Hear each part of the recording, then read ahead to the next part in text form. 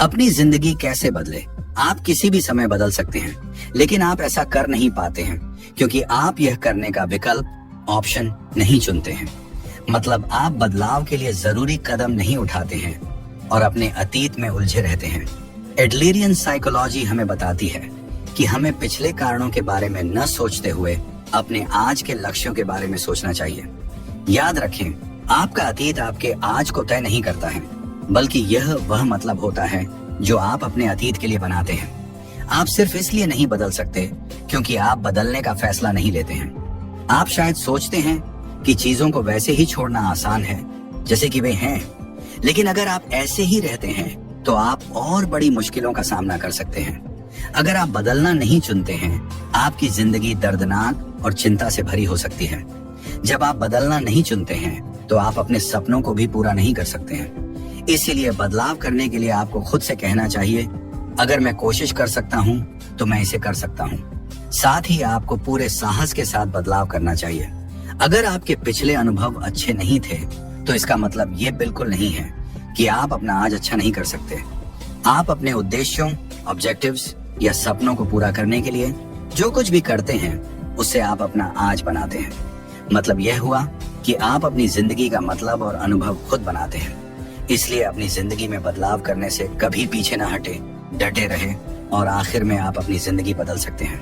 अध्याय 2, आप भावनाओं को बनाते हैं। अब जैसा कि आप जानते हैं कि आपके बदलाव की शुरुआत बदलाव करने के फैसले से होती है, इसलिए आपको जानना होगा कि बदलावों के बीच रुकावट क्या आती है जिससे आप लगातार बदलाव नहीं कर पाते हैं। जवाब है आपकी भावनाएं।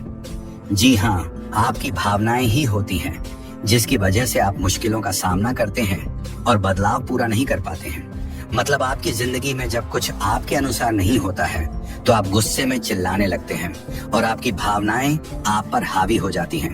दूसरे शब्दों में, चिल्लाने के लिए आपने गुस्से की भावना पैदा की।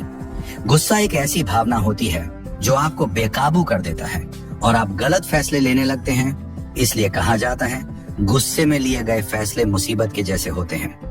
छोटी छोटी बातों पर गुस्सा करते हैं, जैसे परिचारक वेटर ने आपकी जैकेट पर कॉफी बिखेरी तो आप उस पर चिल्लाते हैं, जबकि आपको पता है कि चिल्लाने या गुस्सा करने से आपकी जैकेट साफ नहीं होगी।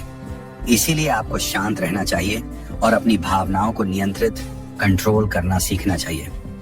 याद रखिए, हम भावनाओं से नियंत्रित नहीं होते हैं, बल्कि हमें अपनी भावनाओं को नियंत्रण में रखना चाहिए। अगर आप अपनी भावनाओं और गुस्से को काबू नहीं कर सकते हैं तो आप अपनी जिंदगी को भी नियंत्रण नहीं कर पाएंगे। इन सब से बाहर निकलने के लिए अभी अपने आप को स्वीकार करें और अपनी भावनाओं को खुद पर हावी न होने दें। शांत रहने की कोशिश करें, गलतियों के लिए खुद को और दूसरों को माफ करें, साथ ही नतीजे की परवाह किए बिना आगे बढ़ने का साहस रखें। अगर आप अपनी भावनाओं को नियंत्रित करना सीख जाते हैं तो आप अपनी पूरी जिंदगी को नियंत्रित कर सकते हैं। अध्याय 3, एडलरियन साइकोलॉजी का इस्तेमाल करें। हम सभी लोग अपनी जिंदगी का दृढ़ निश्चय, डिटर्मिनेशन अपने पिछले अनुभवों के अनुसार करते हैं और कई बार यही हमारी जीवन शैली, लाइफस्टाइल को भी बनाता है, जो तय करता है कि आप दुनिया और खुद को कैसे देखते हैं। जैसा कि सैम नाम के एक लड़के को बचपन में एक बार घर से बाहर निकलने पर दुर्घटना, एक्सीडेंट जैसी दिक्कत का सामना करना पड़ा, जिसकी वजह से उसके मन में डर रह जाता है। इसीलिए उसे उस सदमे से बाहर आने में परेशानी आती है। एडलरियन मेथड से पता चलता है कि सैम बाहर जाने का लक्ष्य नहीं बनाता है, इसीलिए बाहर आने के लिए वह चिंता और डर का सामना कर रहा है। इसी तरह वह दुनिया को भी डरावनी दुनिया के रूप में देखता है। लेकिन यह डर सिर्फ एक बहाना है, क्योंकि अगर सैम ने कभी बाहर निकलने की कोशिश ही नहीं की तो भला वो उस सदमे से बाहर कैसे आ सकता है। इसी तरह आपको अपनी जिंदगी में किसी भी काम का नतीजा जानने के लिए उस काम को करके देखना जरूरी है, तभी आप उसके सकारात्मक पहलू को भी देख पाएंगे। आपकी जिंदगी में अब तक जो कुछ भी हुआ है उसका इस बात से कोई लेना देना नहीं होना चाहिए कि आप अब से कैसे जीते हैं। ध्यान रहे, आप आज में रह रहे हैं और आप वही हैं जो खुद अपनी जिंदगी को तय करते हैं। इसलिए पूरे साहस के साथ खुद में भरोसा रखते हुए आगे बढ़े और अपने लक्ष्यों को हासिल करें। एडलरियन साइकोलॉजी साहस की मनोविज्ञान साइकोलॉजी है। इसके अनुसार अपनी समस्याएं के लिए अतीत या अपने पर्यावरण, एनवायरनमेंट को दोष नहीं दें और न ऐसा माने कि आप लायक नहीं हैं, बल्कि सच्चाई यह है कि आप बस हिम्मत की कमी के कारण अपने लक्ष्यों को हासिल नहीं कर पाते हैं। इसलिए अपनी जिंदगी में खुशी पाने के लिए आपको हिम्मत रखनी होगी और अपने काम को पूरे भरोसे से करना होगा। तभी आप अपने हर सदमे से बाहर आ सकेंगे और अपनी जिंदगी की असल खुशी को हासिल करेंगे। अध्याय 4, आप हीनता की भावना को बहाने के रूप में इस्तेमाल करते हैं। जैसा कि हमने जाना कि जब हम अपनी भावनाओं को बहाने के रूप में इस्तेमाल करते हैं तो हमें परेशानी आती है।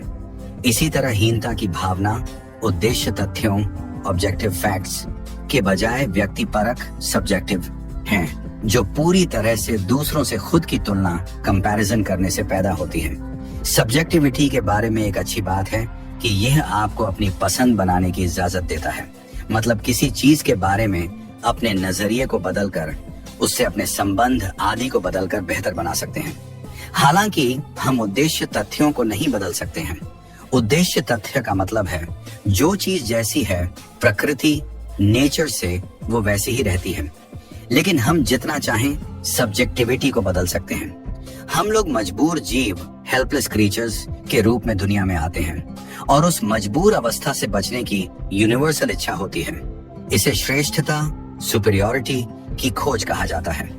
हीनता की भावना का सही तरीके से इस्तेमाल करके इसे विकास के लिए एक अच्छा स्रोत सोर्स बनाया जा सकता है।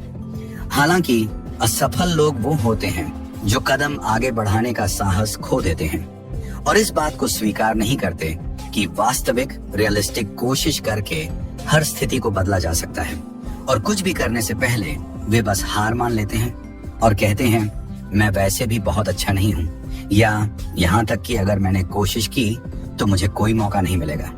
तो इसे हीन भावना कहा जाता है। न करने के बहाने के रूप में लोग हीनता की भावनाओं का इस्तेमाल अक्सर करते हैं। कुछ इस तरह से सोचते हैं कि मैं पढ़ा लिखा नहीं हूँ इसलिए मैं सफल नहीं हो सकता, या मैं दिखने में अच्छा नहीं हूँ इसलिए मैं एक अच्छे रिश्ते में नहीं आ सकता। ये हीन भावना का इस्तेमाल करके कहा जाता है, जबकि सफल लोग वे होते हैं जिनके पास उत्कृष्टता एक्सीलेंस होता है और वे हर काम ऐसे करते हैं जैसे कि वे महान हैं और उत्कृष्टता की भावना से आगे बढ़ते हैं। आगे बढ़ते रहने के लिए हीन भावना को खुद से दूर रखें और अपनी उत्कृष्टता का इस्तेमाल करके आगे बढ़ते रहें। लगातार आगे बढ़ने में आपको साहस की जरूरत पड़ेगी, जिससे आप रुकावटों का डट कर सामना कर सकेंगे, जिससे आप यकीनन सफलता को हासिल करेंगे और आपकी जिंदगी खुशियों से भर जाएगी। इसलिए आज से और अभी से बहाने बनाने की भावना को छोड़कर आगे बढ़ने पर ध्यान दें और मनचाहे परिणाम हासिल करें। अध्याय 5, असल सुख कैसे हासिल करें। हम में ज्यादातर लोग खुश नहीं रह पाते हैं क्योंकि वो दूसरों की खुशी को खुद की हार के रूप में देखते हैं और दूसरों को खुद के अनुसार बदलना चाहते हैं। लेकिन अगर आप सच में खुश रहना चाहते हैं तो आपको खुद के लिए कोशिशें करनी होगी और खुद पर ध्यान देना चाहिए। एडलेरियन साइकोलॉजी खुद को बदलने का मनोविज्ञान है, न कि दूसरों को बदलने का मनोविज्ञान। दूसरों के बदलने का इंतजार करने के बजाय आपको पहला कदम खुद आगे बढ़ाना है, क्योंकि दुनिया कभी नहीं बदल सकती, लेकिन आप वो बदलाव जरूर बन सकते हैं जो आप दुनिया में देखना चाहते हैं। अगर आप उत्कृष्टता के साथ आगे बढ़ने की कोशिश करना चाहते हैं तो आपको खुद एक कदम आगे बढ़ाना होगा, कोई दूसरा आपके लिए यह नहीं करेगा। साथ ही अपनी जिंदगी में खुशी हासिल करने के लिए आपको हीनता की भावना बनानी होगी, जो खुद की दूसरों से तुलना करने से नहीं आती है, जो अपने आइडियल सेल्फ के साथ अपने आज के तुलना करने से आती है, ताकि आपको अपने आप को बेहतर बनाने और आगे बढ़ने की अंदरूनी प्रेरणा मिलती रहे, जब तक आप अपने आदर्श आइडियल इंसान की तरह न बन जाएं। समाज की नजरों में अपनी सफल जिंदगी को बनाते समय बहुत से लोग खुश नहीं होते हैं, क्योंकि वे सिर्फ प्रतियोगिता कंपटीशन में रह रहे हैं। लेकिन जब आप ये महसूस करेंगे कि लोग मेरे साथ ही हैं, तो दुनिया को देखने का आपका तरीका बदल जाएगा और आप अपनी खुशी को हासिल कर सकेंगे। एडलर मानते हैं कि उत्कृष्टता की खोज महान होने की कोशिश करने की एक यूनिवर्सल इच्छा है, जो आपको आगे बढ़ने के लिए खुद कदम उठाना सिखाती है, जिसके लिए आपको बाकी लोगों की तुलना में बड़ा होने का लक्ष्य बनाने के लिए प्रतियोगिता करने की जरूरत नहीं है। याद रखिए, हम सभी एक दूसरे से अलग हैं और सब में अपनी अलग खूबी है। हम किसी के साथ प्रतियोगिता करने के लिए नहीं चलते हैं, बल्कि खुद को बेहतर करने के लिए चलते हैं। इसीलिए जो अब आपके पास है उससे आगे बढ़ने की कोशिश करें। आपका प्रतियोगिता आपके खुद से होना चाहिए, जिससे आप खुद को सबसे अच्छे तरीके से विकसित कर सकते हैं। अपने बारे में सोचना, चिंता करना, फैसले लेना और अपनी खुशी बनाना सब आप पर ही निर्भर करता है। इसलिए साहस के साथ आगे बढ़ें, अपने कल से आज बेहतर बनने पर ध्यान दें और तब तक अपने आदर्श लक्ष्य, आइडियल गोल की तरफ बढ़ते रहें जब तक उसे हासिल न कर लें। अध्याय 6, मान्यता, रिकॉग्निशन की इच्छा को नामंजूर करें। हम में से ज्यादातर लोग अक्सर दूसरों से उम्मीद लगा लेते हैं कि वे वैसा ही करेंगे जो दूसरे चाहते हैं, जिससे वो अपनी जिंदगी को छोड़कर दूसरों की जिंदगी जीने लगते हैं। इसे बदलना बहुत जरूरी है, तभी आप अपनी जिंदगी को सफलता और खुशी से जी सकते हैं। इसलिए आपको अपनी मान्यता की इच्छा से इनकार करना चाहिए। आप बाकी लोगों की उम्मीदों को पूरा करने के लिए नहीं जी रहे हैं और बाकी लोग आपकी उम्मीदों को पूरा करने के लिए नहीं जी रहे हैं। हम सभी अपनी जिंदगी जी रहे हैं, तो इसका विकास करना भी हमारी ही जिम्मेदारी है। अगर आपके रिश्तों की बात करें तो रिश्तों में सभी को यह आजादी होती है कि वह लोग एक दूसरे को या एक दूसरे की किसी चीज या आदत को पसंद या नापसंद कर सकते हैं। यह इस बात का सबूत है कि आप आजाद हैं और आप अपने सिद्धांतों, प्रिंसिपल्स के अनुसार जी रहे हैं। जब तक आप बाकी लोगों के फैसलों से बंधे हुए होते हैं और आपको बाकी लोगों द्वारा नापसंद किए जाने का डर होता है, तब तक आप कभी भी अपनी जिंदगी अपने तरीके से नहीं जी सकते और इस तरह आप कभी भी आजाद नहीं होंगे। इसलिए अपनी जिंदगी के फैसले खुद लें। आखिर में आप वही बनेंगे जैसा आप सोचते हैं। कोई इंसान जो आपके बारे में अच्छा नहीं सोचता है, वह उसकी समस्या है, आपकी नहीं। उसकी सोच बदलना आपका काम नहीं है। आप अपनी जिंदगी के रिश्तों के बारे में सिर्फ इतना कर सकते हैं कि आप जिस सबसे अच्छे रास्ते पर भरोसा करते हैं उसे चुनें। और लोग उस बारे में क्या सोचेंगे, यह न सोचते हुए आगे बढ़े। जब कोई आपको पसंद नहीं करता है और आपको उनके अनुसार काम करने को कहता है, तो आपको जितनी जल्दी हो सके उनकी बातों से इनकार कर देना चाहिए और उनकी बातों पर कोई जवाब न दें। सिर्फ यही एक चीज है जो आप कर सकते हैं। सिर्फ जब गलती हो तब अपनी गलतियों को स्वीकार करें, माफी मांगे। इनमें से कोई भी चीज हार मानना नहीं है, बल्कि ऐसा करने से आप सच्चाई और दयालुता के साथ सकारात्मक रास्ते पर आगे बढ़ेंगे। अपने फैसले खुद ले और अपनी उम्मीदों पर काम करें। आखिर में आप अपने मनचाहे परिणाम और खुशी को आसानी से हासिल कर सकेंगे। अध्याय 7, मानव व्यवहार, ह्यूमन बिहेवियर। मानव व्यवहार दूसरों की वजह से प्रभावित होता है। यही वजह है कि हम दूसरों के अनुसार काम करते हैं, लेकिन आप अपने व्यवहार को नियंत्रण कर सकते हैं और उन्हें अपने अनुसार इस्तेमाल कर सकते हैं। मानव व्यवहार का सही इस्तेमाल करने के लिए आपको इसके 2 उद्देश्यों को पूरा करना होता है। आत्मनिर्भर बने, समाज के साथ मिलजुल कर रहते हुए काम करें। इन व्यवहारों को अपनी जिंदगी में लाने के लिए आपको खुद में समझ विकसित करनी होगी कि मेरे पास काबिलियत है और लोग मेरे साथी हैं। मैं अपनी जिंदगी में वो सब हासिल कर सकता हूँ जो मैं चाहता हूँ। इसके साथ ही आपको अपनी जिंदगी के जरूरी काम को करने पर ध्यान लगाना चाहिए। एडलर ने जिंदगी के काम को 3 कार्यों में बांटा है, जिसका सामना करके आप अपने उद्देश्यों को हासिल कर सकते हैं। काम के काम, आपके सभी पेशेवर जीवन, प्रोफेशनल लाइफ से जुड़े काम। दोस्ती के काम, आपके दोस्त, रिश्तेदारों से जुड़े काम। प्यार के काम, आपके अपनों से प्यार की भावना रखने के काम। अगर आपके दोस्त या अपने खुश नजर आते हैं तो उस खुशी को अच्छी तरह मनाएं। यही प्यार जाहिर करने का तरीका है। ऐसे रिश्ते जिनमें लोग एक दूसरे पर रोक लगाते हैं, आखिर में टूट जाते हैं। इसीलिए अपने अपनों को उनके फैसलों में सहायता करें और उनकी कामयाबी के लिए खुश रहें। एडलर कभी भी जिंदगी के काम को अच्छाई और बुराई के रूप में नहीं देखते हैं। वो कहते हैं जिंदगी साहस का मुद्दा है, इसलिए सफलता के लिए इसकी बहुत जरूरत होती है। अगर कोई सही काम करता है तो उसे खुशी हासिल होती है, लेकिन अगर कोई गलत काम करता है तो उसे सजा मिलती है।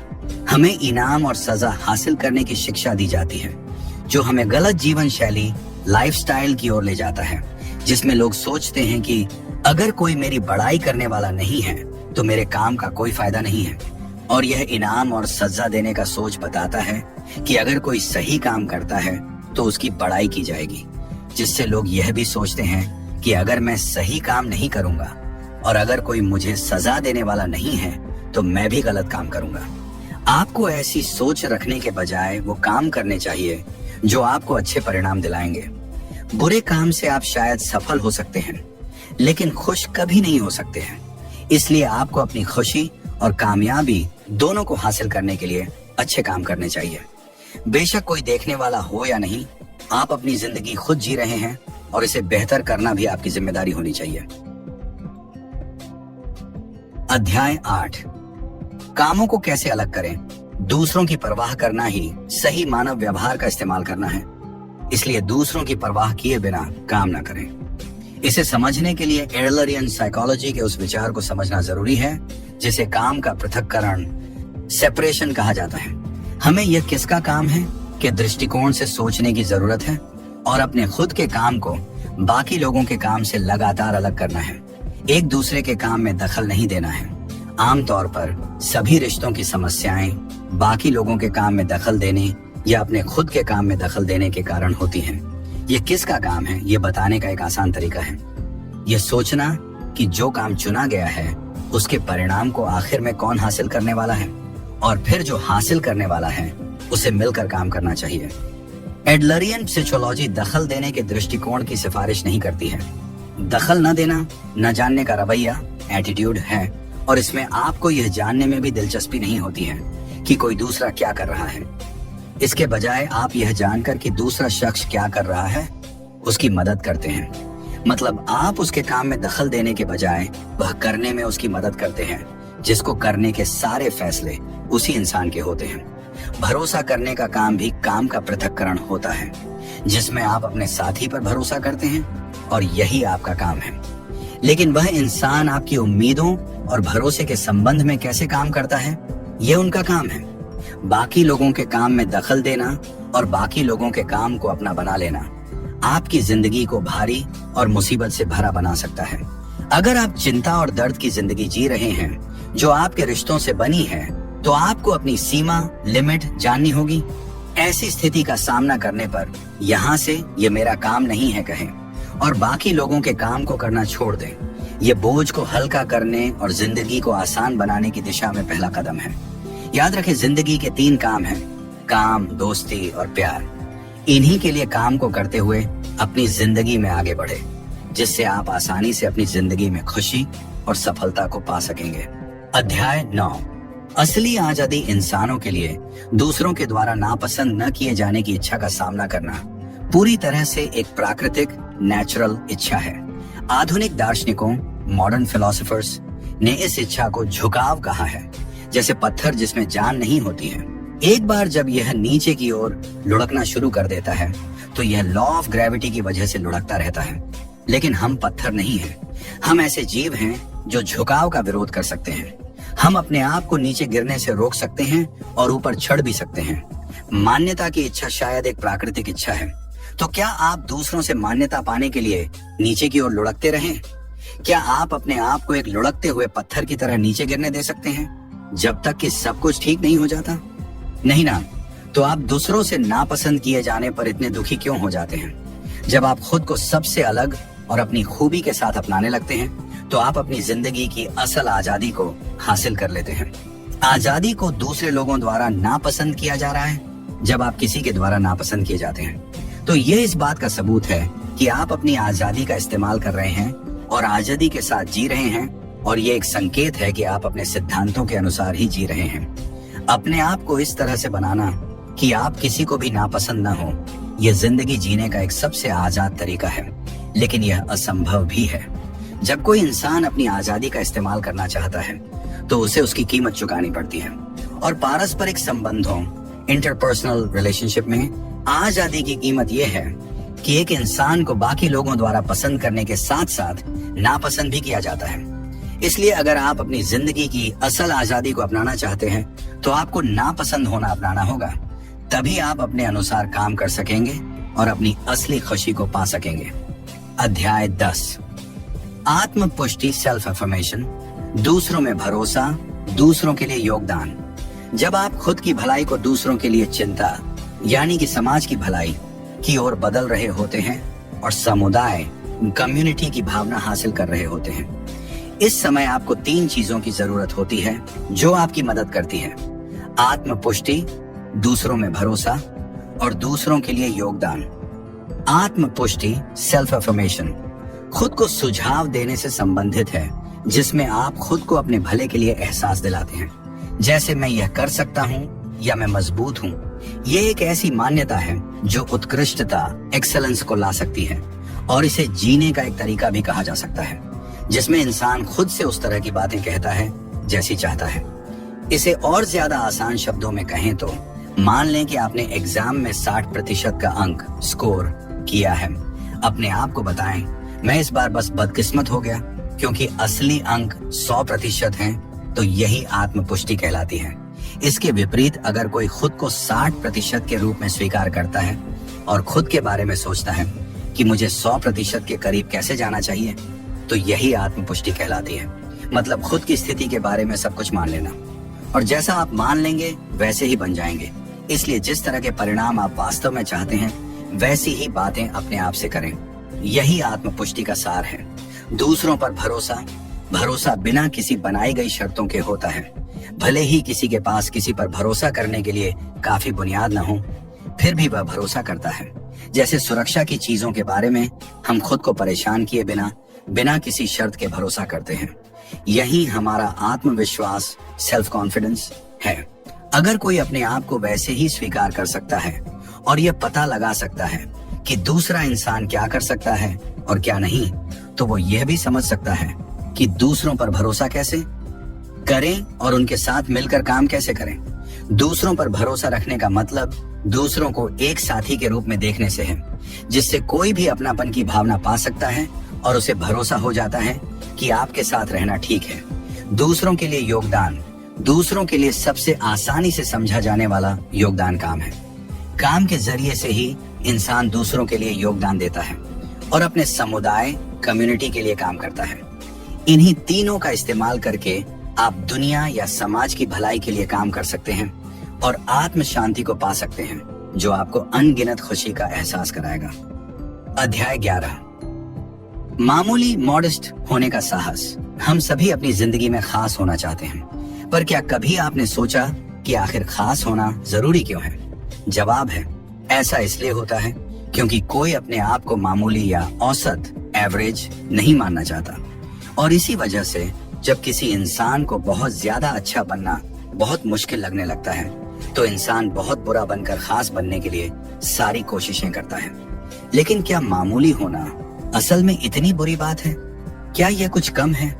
क्या सच में हर कोई मामूली नहीं है? सीधे शब्दों में कहे तो अगर आप सेल्फ एफर्मेशन का पहला जरूरी कदम चुनते हैं, तो आप मामूली होने का साहस रख सकते हैं, जिसके साथ दुनिया को देखने का आपका तरीका भी बदल जाएगा। किसी को बिना जरूरत के अपनी श्रेष्ठता, सुपीरियोरिटी दिखाने की जरूरत नहीं होती है। आप मामूली दिखकर भी महान बन सकते हैं। बस आपको अपनी समुदाय, कम्युनिटी की भलाई के लिए काम करते रहने चाहिए। खास होने का साहस तो सब दिखा सकते हैं, पर असल में खास वही होता है जो खास होकर भी एक मामूली होने का साहस सबको दिखा सके। हमारी जिंदगी पलों की एक जंजीर, चेन है, जो न तो अतीत और न ही भविष्य में मौजूद है। यह आज में ही है। इसीलिए यहाँ और अभी में जियो। अपने आप को अतीत या भविष्य की चिंता में न डालकर अपने आज का मजा लो। जिंदगी हमेशा आसान होती है। जिंदगी में ऐसा कुछ नहीं होता है जिसके बारे में आपको बहुत गंभीर होने की जरूरत पड़ती हो।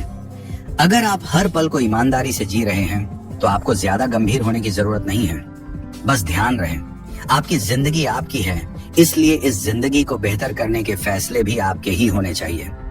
जब आप इस दृष्टिकोण, पॉइंट ऑफ व्यू को अपनाते हैं, तो आपकी जिंदगी हमेशा खुशी से भरपूर हो सकती है और आप अपनी जिंदगी को सफलता, खुशी और शांति से जीने लगते हैं। इसलिए आज से ही इस नए दृष्टिकोण को अपनी जिंदगी का हिस्सा बनाएं और अपनी जिंदगी के बेहतर आज और कल को जीने के लिए तैयार हो जाएं। निष्कर्ष तो दोस्तों, इस किताब की मदद से हमने अपनी जिंदगी को खुशियों से भरी जिंदगी में बदलने के बारे में जाना। लोगों के नापसंद किए जाने के बावजूद खुशी और हिम्मत से, इज्जत से जीने के तरीके के बारे में जाना। याद रखें कि जिंदगी उतनी मुश्किल नहीं है जितनी नजर आती है। बस आपको अपना नजरिया बदलना है और पूरी हिम्मत के साथ अपनी जिंदगी को बेहतर बनाने के फैसले खुद लेने हैं। जब आप अपनी जिंदगी में साहस का नया नजरिया विकसित डेवलप कर लेते हैं तो खुशियों से भरी जिंदगी जीना काफी आसान होने लगता है और आप अपनी जिंदगी में खुशियों से भरा बदलाव ला सकते हैं। The courage to be disliked किताब की समीक्षा। The courage to be disliked एक परिवर्तनकारी किताब है जो एडलेरियन साइकोलॉजी के शिक्षाओं की खोज करती है और एक फिलोसोफर और एक युवा के बीच एक प्रेरणादायक डायलॉग के माध्यम से उन्हें प्रस्तुत करती है। इचिरो किशिमी और फुमिटके कोगा द्वारा लिखी गई इस किताब में पाठकों को अपने सही आत्मा को अपनाने की सलाह दी जाती है, मान्यता और सामाजिक मान्यता की आवश्यकता को छोड़कर। ये किताब व्यक्तियों को उनके चुनावों के लिए जिम्मेदारी लेने, मीनिंगफुल संबंध विकसित करने और खुद के अंदर खुशी खोजने के लिए प्रेरित करती है। इसके रोमांचकारी नैरेटिव और अच्छे इंसाइट्स के माध्यम से the courage to be disliked पाठकों को पिछले ट्रॉमास की शिकंजों से मुक्त होने और ऑथेंटिकली जीने की प्रेरणा देती है, व्यक्तिगत विकास और स्वीकृति को प्रोत्साहित करके।